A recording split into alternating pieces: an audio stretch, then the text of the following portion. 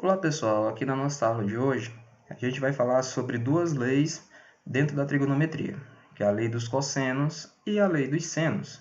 Vamos entender para que finalidade elas vieram para poder a gente utilizar ela em algumas situações que envolvam matemática, né? A primeira que a gente vai começar é com a lei dos cossenos. Mas, até então, vamos pegar um determinado triângulo. Vejam que nesse triângulo ABC, ele não é um triângulo retângulo. Então, daqui vocês já podem tirar de antemão que essas leis vieram exatamente para complementar, porque até então a gente estava falando de relações métricas, falando de razões trigonométricas e todas elas eram dentro do triângulo retângulo. Só poderiam acontecer dentro do triângulo retângulo, aquelas relações, né? Todas essas relações que a gente viu até então. No nosso caso aqui, a gente precisa atender aos outros tipos de triângulo. Então, para isso foi formulada exatamente essas leis do cosseno e as leis do seno, porque a gente sabe que cada um não é só no triângulo retângulo que eu vou ter ângulos. Todo tipo de triângulo tem determinados ângulos internos. Então, a lei dos cossenos é a primeira que a gente vai analisar. Então, para isso eu vou provar para vocês primeiramente como a gente chega na fórmula geral da lei dos cossenos. Primeiro, vamos traçar um segmento CD, perpendicular ao segmento AB, ao lado AB. Então, vamos passar esse segmento que a gente vai considerar ele como a altura do nosso triângulo. E ele é exatamente a altura, né? Vejam que agora o triângulo se reparticionou em dois triângulos que agora são retângulos. Então, vamos aplicar o teorema de Pitágoras exatamente no triângulo BCD, que é esse triângulo que está do lado esquerdo, ou melhor, lado direito. É esse triângulo aqui, ó. BCD. Todo esse triângulo aqui. Esse triângulo aqui a gente vai aplicar o teorema de Pitágoras.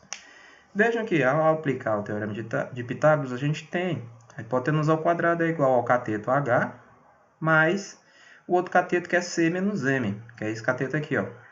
Professor, por que é C menos M? Porque M é todo esse valor. E o C é todo esse segmento maior, o segmento AB. Então, se eu diminuir o segmento maior desse outro segmento menor, eu vou ter só essa partezinha menor. Essa outra parte que restou, né? Então, aqui aplicando o teorema de Pitágoras, eu vou encontrar isso aqui. A ao quadrado igual a H ao quadrado mais C ao quadrado mais M ao quadrado menos 2CM. Certo, então vamos seguir adiante. Aqui a gente não pôde encontrar muita coisa. Então, vamos olhar agora para o outro triângulo, o triângulo ACD. E vamos calcular agora o H ao quadrado em função de B e M. Para isso, a gente faz o quê? Aplica Pitágoras novamente. Aplicando Pitágoras novamente, a gente vai encontrar o quê? A gente vai encontrar isso aqui, H ao quadrado é igual a B ao quadrado menos M ao quadrado. Só que eu tenho um ângulozinho alfa aqui, né? E esse ângulo alfa eu posso calcular o cosseno dele, já que aqui eu tenho um triângulo retângulo, né? Cosseno é o quê? É o cateto adjacente, que é M, sobre a hipotenusa, que é B. Vejam que agora eu estou olhando só para o ADC, o triângulo ADC, que é triângulo retângulo, não é o triângulo completo. Eu posso também isolar minha variável M aqui. Minha variável M vai ficar o quê? Vai ficar M igual a B vezes cosseno de alfa. Vejam que agora eu tenho 1, 2 e 3. Três formulazinhas. Agora eu posso substituir uma em outra. Vamos substituir 2 e 3, que foram as últimas duas que a gente encontrou, lá na primeira, que é a maior. Substituindo, vai ficar do seguinte modo. Ó. O meu A ao quadrado vai ficar B ao quadrado menos M ao quadrado mais C ao quadrado mais M ao quadrado menos 2 vezes CB vezes o cosseno de alfa. Gigante, né? Mas agora a gente vai poder cancelar alguns termos. Ó, o M ao quadrado vai se cancelar com o menos M ao quadrado. O que mais eu posso fazer o cancelamento? Mais nada, né? Então, vai continuar e vai chegar nisso. Ó. A ao quadrado igual a B ao quadrado mais C ao quadrado menos 2 vezes CB vezes o cosseno de alfa. Acabei de chegar na minha lei dos cossenos, que é uma lei que relaciona os lados do meu triângulo, e o meu triângulo, né? O triângulo não precisa ser retângulo. Essa lei é utilizada para qualquer triângulo. Ela relaciona os lados com um determinado cosseno de um dos ângulos que eu desejar dentro do meu triângulo. Ó, eu tenho todos os meus segmentos aí, todos os meus lados do triângulo. Eu tenho um A, tenho um B e tenho um C.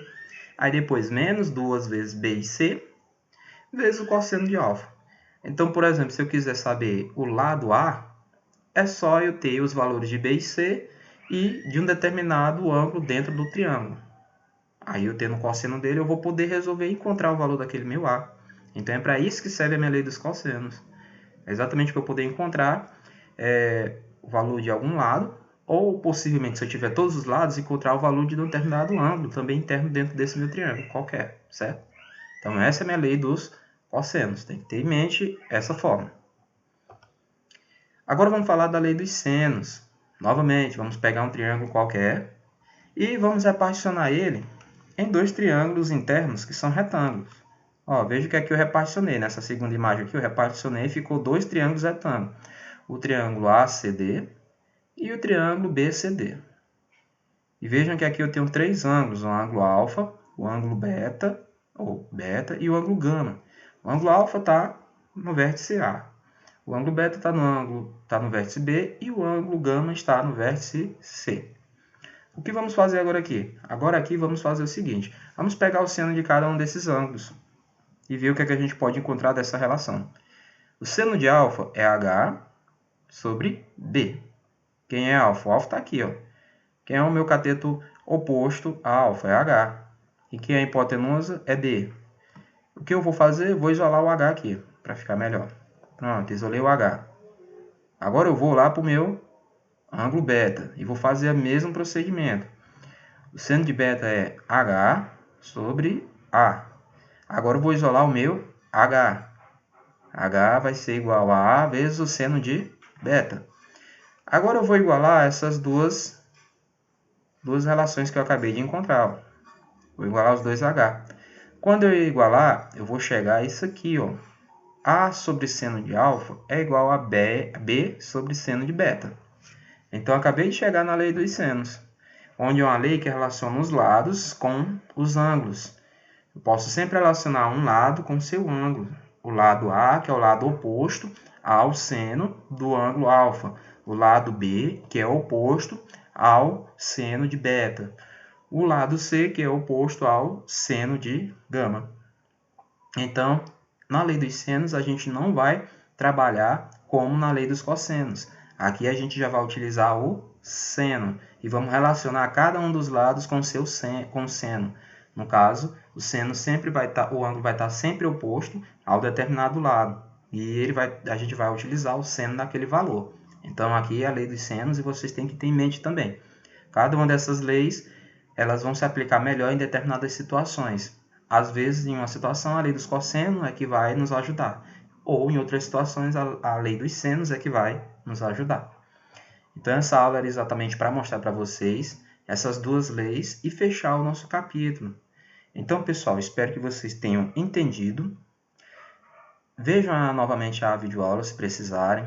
Recorram ao livro também, se precisar de auxílio. Respondam as questões, que ao responder as questões é que vocês exatamente vão ficar bem afiado para poder responder as questões sobre lei de cosseno e seno e qualquer outro tipo de assunto dentro da trigonometria que a gente viu até então, ok? Forte abraço e bons estudos!